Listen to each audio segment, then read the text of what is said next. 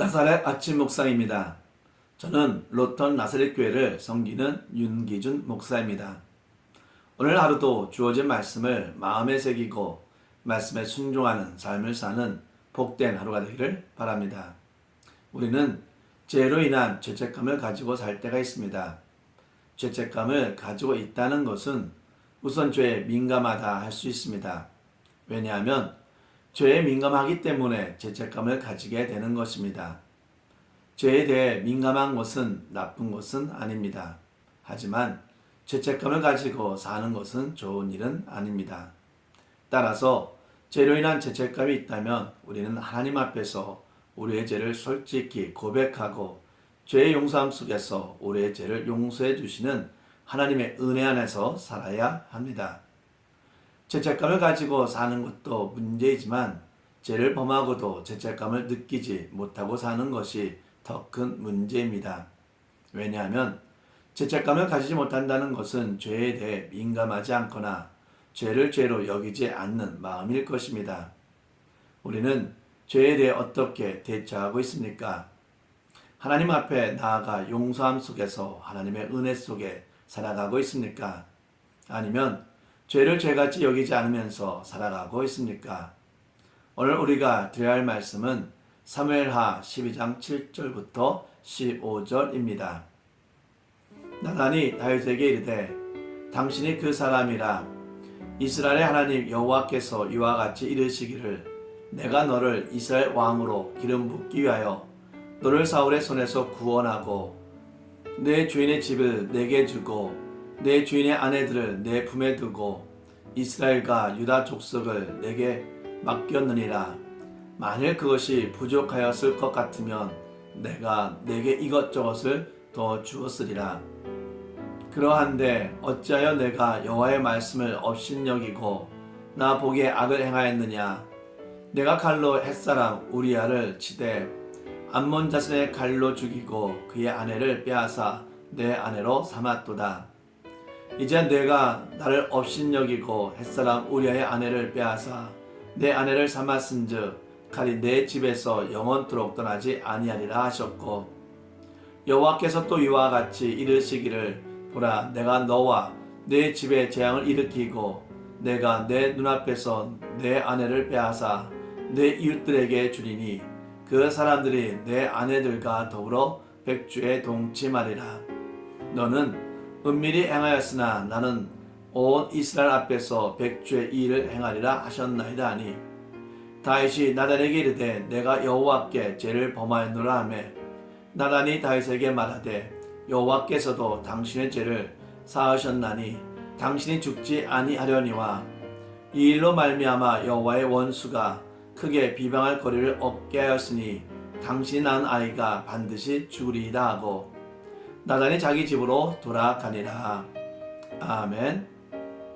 평안에 젖어 하나님의 말씀을 잊어버린 다윗은 죄의 욕망을 이기지 못하고 자신의 충성된 부의 아내를 범하게 됩니다.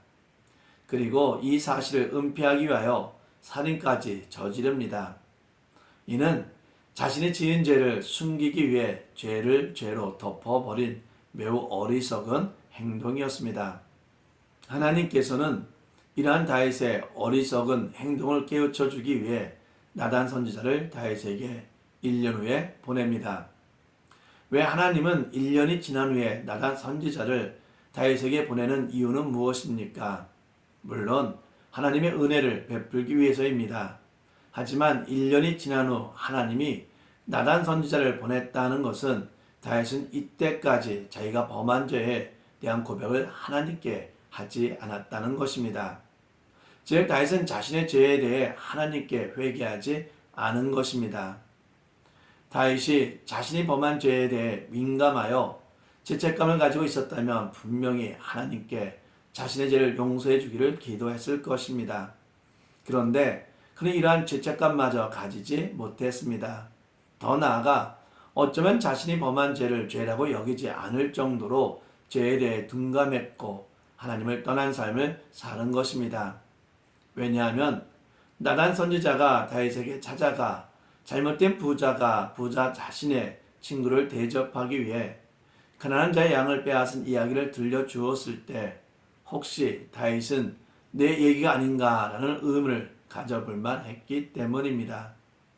그런데 다윗은 자기랑 전혀 상관이 없는 것처럼 그러한 자는 죽여야 한다고 당당하게 말하는 것을 보아 다윗은 자신의 범한 죄에 대해 전혀 부끄러움을 가지고 있지 않은 것 같습니다. 다윗은 이러한 삶을 1년 넘게 산 것입니다. 다윗은 하나님 마음에 합한 자다라는 칭찬을 들은 유일한 자입니다. 이러한 다윗이 1년 넘게 자신의 죄에 대한 죄책감 없이 자신이 저지른 범죄에 대해 깨우치지 않고 회개를 하지 않은 것은 매우 놀라운 일입니다. 다윗은 하나님 앞에서 죄를 범했습니다.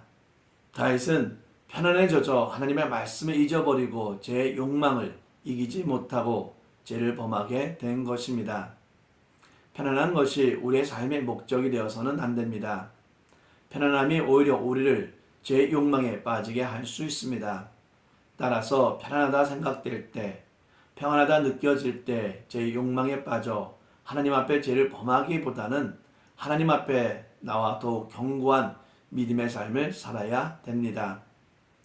1년이 지난 후에 하나님은 다윗에게 나단 선지자를 보내줍니다. 이것은 분명 하나님의 은혜입니다. 전혀 죄의 문제를 깨닫지 못하는 다윗에게 죄의 문제를 알게 하여 하나님께 회개하기 위한 하나님의 은혜입니다. 하나님의 섭리입니다. 그런데 더욱 놀라운 것은 이런 하나님의 은혜와 섭리 안에는 하나님의 기다림도 있다는 것입니다. 하나님은 다윗이 자신의 죄를 깨달아 하나님께 돌아오기를 기다렸습니다.